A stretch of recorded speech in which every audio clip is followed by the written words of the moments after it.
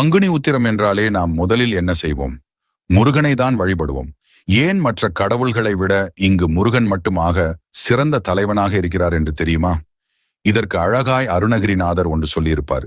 நீ எந்த கடவுளை கும்பிட்டாலும் பரவாயில்லை, ஆனால் உத்திரது அன்று நீ முருகனை கும்பிடும் போது என்னவெல்லாம் கிடைக்கும் தெரியுமா?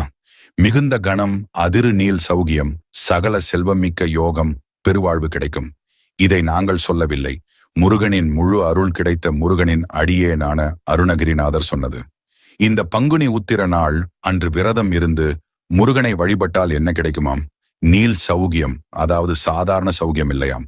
நீண்ட நாட்கள் சௌகியமாக இருப்பீர்கள், சகல செல்வங்களும் கிடைக்கும், யோகம் நிறைந்த வாழ்க்கை வாங்கி சுப போகமாய் வாழ்வீர்கள் இந்த உலகத்தில். உத்தர நட்சத்திரம் அன்று முருகனை வேண்டி வழிபட்டால் இது அனைத்தும் கைகூடும். இதை அருணகிரிநாதர் அவருடைய திருப்புகழில் சொல்லியிருக்கிறார். இந்த உத்திர நட்சத்திரம்